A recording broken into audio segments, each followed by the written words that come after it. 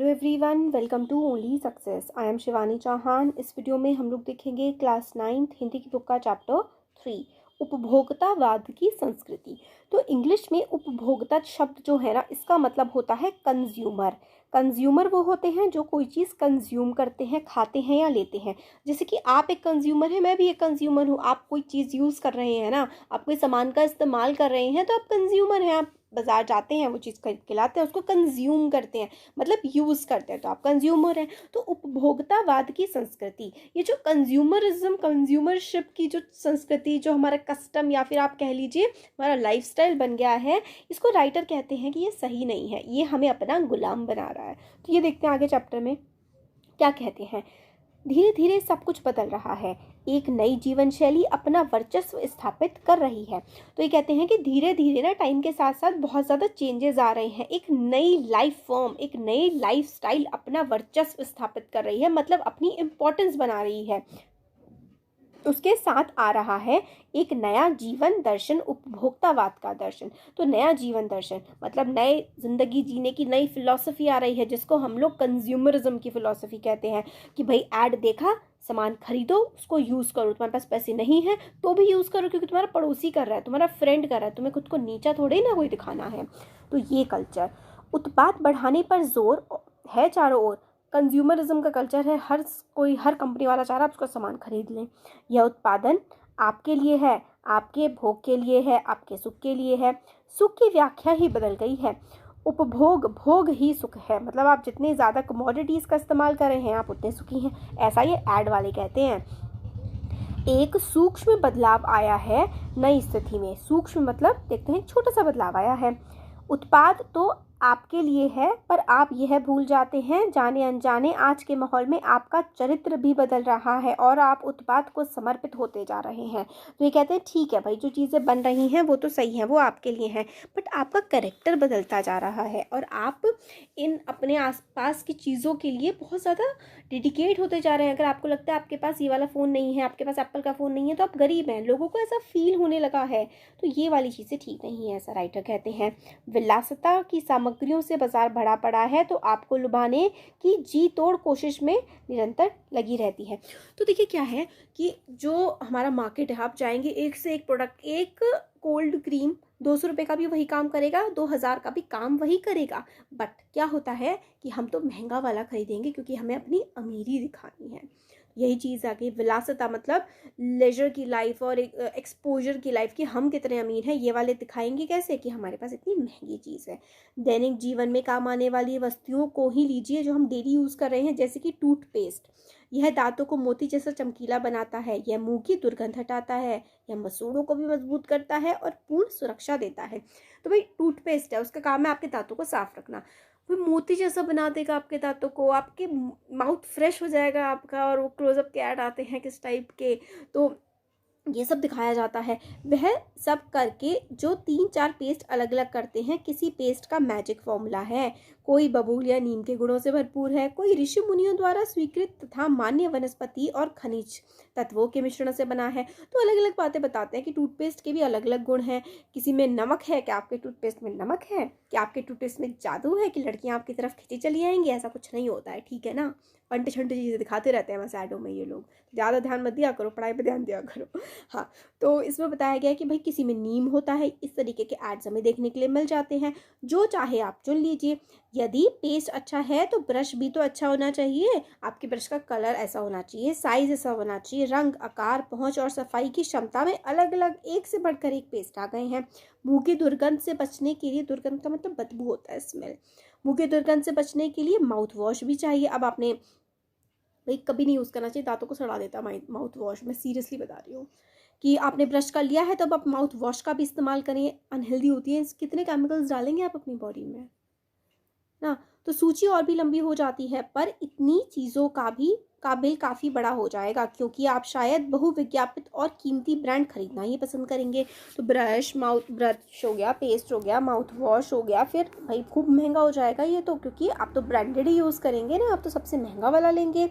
अब सौंदर्य प्रसाधन मतलब मेकअप का सामान की भीड़ तो चमककृत कर देने वाली है, मतलब चौंका देने वाली भीड़ है मेकअप के सामान की। हर महीने उसमें नए नए प्रोडक्ट्स उत्पाद जुड़ते जाते हैं। साबुन को ही देख लीजिए, एक में हल्की खुशबू है तो दूसरे में तेज है।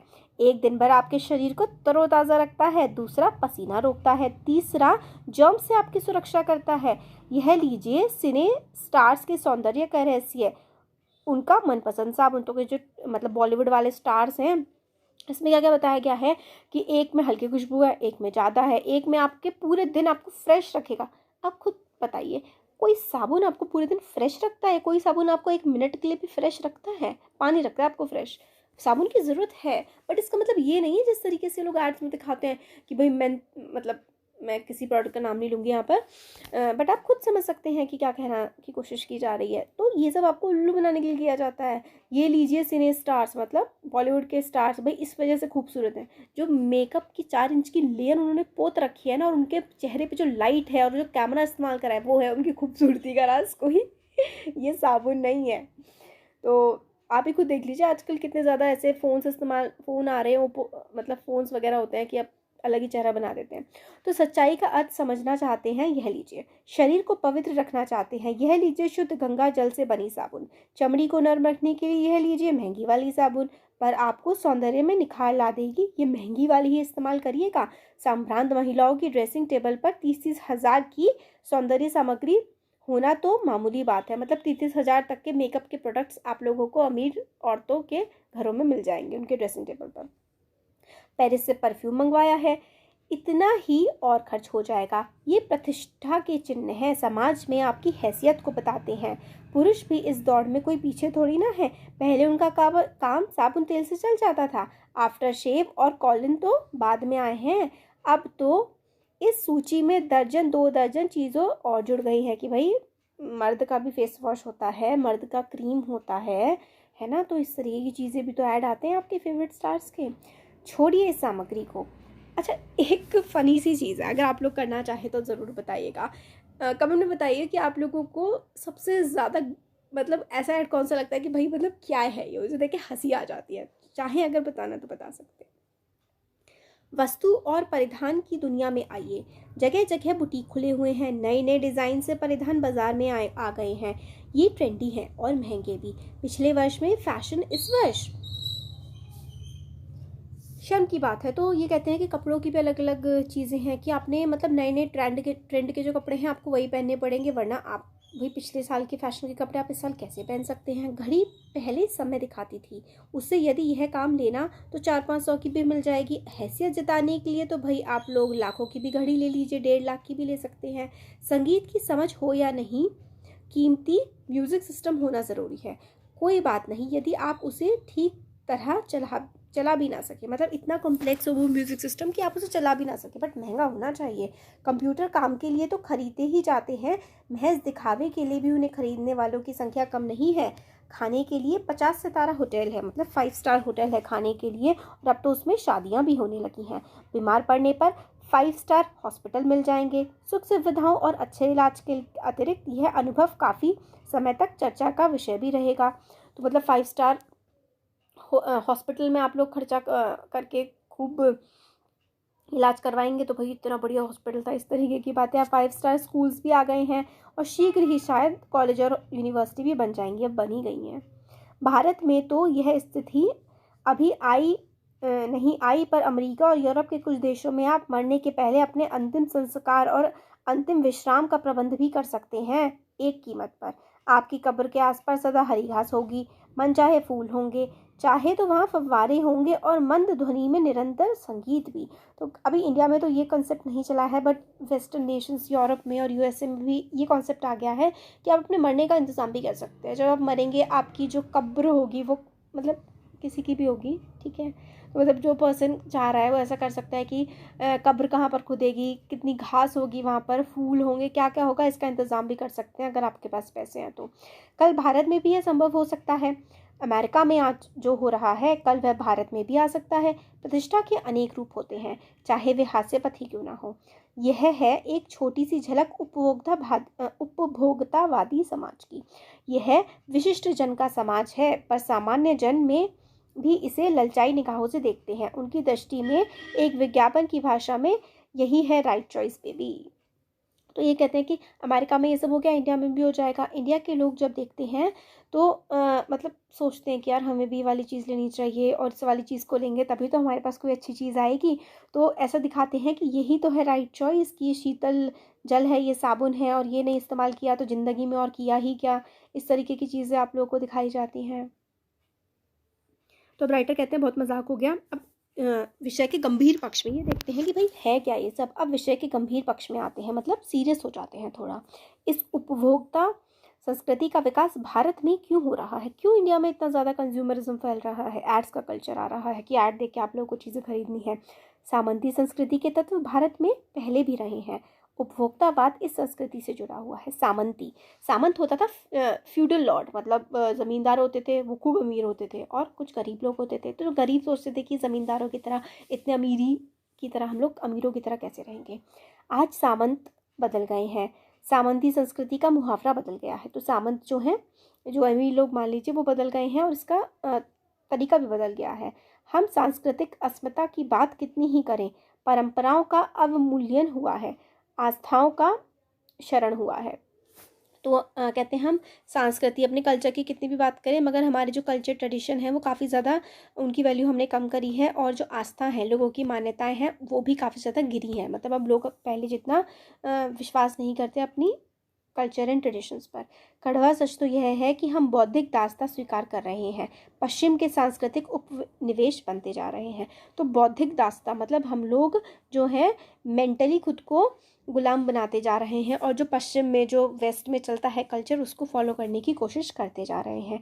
हमारी नई संस्कृति अनुकरण की संस्कृति है, मतलब दूसरे को फॉलो करने की। हमारा फिल्म स्टार ऐसा कर रहा है तो हम भी करेंगे, तो अनुकरण की संस्कृति है। अनुकरण करना होता है दूसरे को फॉलो करना, दूसरे को फॉलो करने का कल्चर हम लोगों ने बना लिया है। हम आधुनिकता के झूठे प्रतिमान अपनाते जा रहे हैं। आधुनिकता, मॉडर्नाइजेशन, मॉडर्नाइजेशन ऐसे होगा कि आप लोग महंगा फ़ोन रखेंगे तो ही मॉडर्नाइजेशन आएगा, तो ही आप अमीर होंगे, ये हमने अपने दिलो दिमाग में बसा लिया है। प्रतिष्ठा की अंधी स्पर्धा में जो अपना है उसको खोकर उद्यम आधुनिकता की गिरफ्त में आते जा रहे हैं। मतलब जो हमारा है, जो हमारा कल्चर है, जो हम हैं, वो तो हम भूलते जा रहे हैं, बट जो हमें टीवी में दिखाया जा रहा है, जो हमारी मूवीज़ में दिखाया जा रहा है, हम उसको अपनाने की कोशिश कर रहे हैं। संस्कृति की नियंत्रक शक्तियों के क्षीण हो जाने के कारण हम दिग्भ्रमित होते जा रहे हैं। तो जो संस्कृति थी, हमारा कल्चर था, उसका लाइफ पे हमारा कंट्रोल होता था, बट धीरे धीरे वो कंट्रोल भी हमारा लाइफ पे ख़त्म होता जा रहा है। और जो हम लोग हैं हर दिशा से क्या होते जा रहे हैं, भ्रमित होते जा रहे हैं। हम लोगों के पास अब कोई दिशा ही नहीं है, कहाँ चले। हमें तो जो एड्स में दिखता है बस वही हम फॉलो करने लगते हैं। हमारा समाज ही अन्य निर्देशित होता जा रहा है।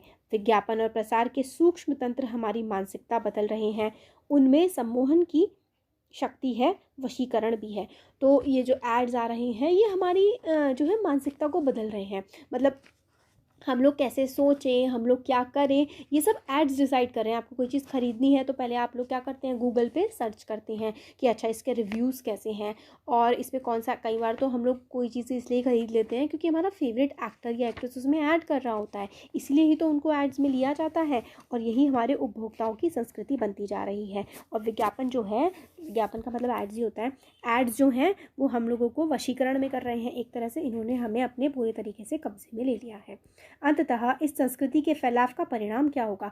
ये संस्कृति जो है उपभोक्तावाद की संस्कृति, खुद को पैसे वाला दिखाने की संस्कृति जो है, कल्चर जो है, इसका रिजल्ट क्या आएगा, यह गंभीर चिंता का विषय है। मतलब राइटर जो है इससे काफ़ी परेशान हो जाते हैं कि ये सब जो चल रहा है इसका रिजल्ट क्या निकलेगा।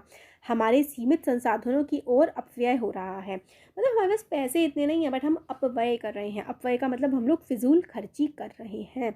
जीवन की गुणवत्ता आलू के चिप्स से नहीं सुधरती। आपकी जो लाइफ है ना, आपकी लाइफ की क्वालिटी एक चिप्स, आलू के पैकेट वाले चिप्स खा लेने से नहीं सुधर जाएगी, ना बहुविज्ञापित शीतल पेयों से, ना ही जो आप लोग दिखाते हैं ना कि ये पानी शुद्ध है, आपके घर का पानी गंदा है, ऐसे इससे भी आपकी लाइफ की क्वालिटी नहीं सुधरने वाली है। भले ही वह अंतर्राष्ट्रीय हो, इंटरनेशनल हो, उससे कोई फ़र्क नहीं पड़ेगा, बट आपकी लाइफ की क्वालिटी आपकी हेल्दी लिविंग स्टाइल से सुधरेगी, ना कि ये सब चीज़ें खाकर। पिज़्ज़ा और बर्गर कितने ही आधुनिक हो, वे कूड़ा खाद्य हैं। क्या है, पिज़्ज़ा बर्गर कूड़ा है, आपके शरीर को भी वो कूड़ा ही बना रहे हैं, इसलिए ज़्यादा ना खाया करिए। समाज में वर्गों की दूरी बढ़ रही है। मतलब और मिडिल क्लास, लोअर क्लास और इवन फैमिली के मेंबर्स की भी दूरी बढ़ रही है। सब अपने फ़ोनों में लगे रहते हैं। सामाजिक सरोकारों में कमी आ रही है। तो सामाजिक सरोकार मतलब सामाजिक संबंध, सरोकार का मतलब होता है रिलेशन, संबंधों में कमी आ रही है। जीवन स्तर का यह बढ़ता अंतर आक्रोश और अशांति को जन्म दे रहा है। तो जीवन स्तर मतलब अमीर अमीर होता जा रहा है, गरीब गरीब होता जा रहा है। तो जीवन स्तर, हमारी लाइफ के स्टैंडर्ड्स में बहुत ही ज़मीन आसमान का अंतर हो रहा है। कोई बहुत ज़्यादा अमीर है तो कोई बहुत ज़्यादा गरीब है। तो इसकी वजह से लोगों के मन में अशांति भी फैल रही है। जैसे जैसे दिखावे की संस्कृति फैलेगी, तो जो दिखावे की, ये नाटक करने की संस्कृति जैसे जैसे फैलेगी, सामाजिक अशांति भी बढ़ेगी। मतलब वही है, पहली वाली लाइन जैसी थी कि जैसे जैसे दिखावा बहुत ज़्यादा बढ़ता जाएगा, वैसे वैसे हमारे समाज में अशांति फैलेगी, दंगे भी भड़क सकते हैं। हमारी सांस्कृतिक अस्मिता का ह्रास तो हो ही रहा है। हमारी जो संस्कृति थी, जो पहले से चली आ रही थी, वो तो ह्रास तो हो ही रही है, मतलब उसमें पतन तो आ रही है, कम तो हो ही रही है। हम लक्ष्य भ्रम से भी पीड़ित हैं। लक्ष्य भ्रम से मतलब हमारे पास कोई गोल ही नहीं है, भाई हमें ज़िंदगी में करना क्या है, जो हमें दिखाया जा रहा है हम वही करने की कोशिश कर रहे हैं। विकास के विराट उद्देश्य पीछे हट रहे हैं। जो हमारा डेवलपमेंट का गोल था वो पीछे जा रहा है। हम झूठी तुष्टि के तत्कालिक लक्ष्यों का पीछा कर रहे हैं। झूठी तुष्टि मतलब होता है कि तुष्टि हो जाना, हम फॉल्सली सेटिस्फाई हो जाना चाह रहे हैं छोटी छोटी चीज़ें खरीद करके, और हमारे गोल्स पीछे हटते जा रहे हैं जो हम एक्चुअली लाइफ में अचीव करना चाहते हैं। मर्यादाएं टूट रही हैं। मर्यादाएं होती हैं बंधन, जो एक इंसान पर पॉजिटिव कंट्रोल रखते हैं। नैतिक मानदंड ढीले पड़ रहे हैं। नैतिक मानदंड मतलब जो नैतिकता के पैमाने की कसौटी, जो आप मॉरली राइट हैं, वो भी कम होता जा रहा है। सबको लगता है कि हम जो करें बस वही सही है। ये वाला कल्चर भी डेवलप हो रहा है। व्यक्ति केंद्रता बढ़ रही है, मतलब ह्यूमन सेंट्रिक, पर्सन सेंट्रिक, कि आप ही सब हैं, दूसरा कुछ नहीं है। ये वाली फीलिंग्स भी लोगों में बढ़ रही हैं। स्वार्थ परमार्थ पर हावी हो रहा है। स्वार्थ मतलब अपने बारे में सोचना, परमार्थ मतलब सबके बारे में सोचना। तो स्वार्थ परमार्थ पर हावी कर रहा है। भोग की आकांक्षाएं आसमान छू रही हैं कि भाई हमारे पास ये भी हो, वो भी हो, जो भी हो, आपको कुछ ना कुछ और चाहिए। तो भोग की जो एक्सपेक्टेशंस है चीज़ें खरीदने की, ये भी हो, वो भी हो, वो बहुत ज़्यादा बढ़ती जा रही हैं। किस बिंदु पर रुकेगी ये दौड़? कहाँ पर जाकर के आप इस रेस को रुकेंगे? गांधी जी ने कहा था कि हम स्वस्थ सांस्कृतिक प्रभावों के लिए अपने दरवाजे खिड़की खुले रखें, पर अपनी बुनियाद पर कायम रहें। तो कहते हैं, गांधी जी कहते थे कि आप बाहर से हमेशा जो अच्छी चीज़ ले सकते हैं, उसके लिए अपने खिड़की दरवाजे हमेशा खुले रखें उन चीज़ों को सीखने के लिए जो आपके लिए अच्छी हैं। उपभोक्ता संस्कृति हमारी सामाजिक नींव को ही नहीं हिला रही है, यह एक बड़ा खतरा है, भविष्य के लिए एक बड़ी चुनौती है। तो ये जो उपभोक्ता संस्कृति है कि भाई हमें ये चाहिए, हमें वो चाहिए, ये हमारी सोसाइटल जो हमारे कस्टम्स थे, कंडीशंस थी ना, उसको हिला रही है कि हमें जो टीवी में देखा है, हमने जो किसी और के पास देखा है, वो हमको भी चाहिए। तभी तो हम लोग उसके जितना बड़े या उससे भी बड़े दिख सकते हैं, उससे ज़्यादा अमीर दिख सकते हैं। ये हमारे समाज को और हमारी सोसाइटी को कमज़ोर बना रहा है। तो चैप्टर हमारा कंप्लीट हो गया। बस चैप्टर में ना जो राइटर हैं वो यही कहना चाहते हैं कि हम लोगों को ये जो चमक धमक उल्टी सीधी चीज़ें होती हैं इन पे ज़्यादा ध्यान नहीं देना चाहिए, और ध्यान देना चाहिए अपने गोल्स की तरफ। तो श्यामा चरण दुबे जी ने चैप्टर लिखा है, काफ़ी अच्छा चैप्टर था, काफ़ी सोचने वाला चैप्टर था। दोबारा सोचिएगा इसके बारे में और देखिएगा कि आपको हर चीज़ जो आप खरीदते हैं, क्या सच में आपको उसकी ज़रूरत होती है, नहीं होती है तो आप क्यों खरीदते हैं उसे, सिर्फ ये देख करके कि मेरे फ्रेंड के पास भी है। ठीक है, तो ऐसा ही है बस। अच्छा लगता है तो ज़रूर चैनल को सब्सक्राइब करिए और लाइक करिए, अपने फ्रेंड्स के साथ शेयर करिए। Thank you.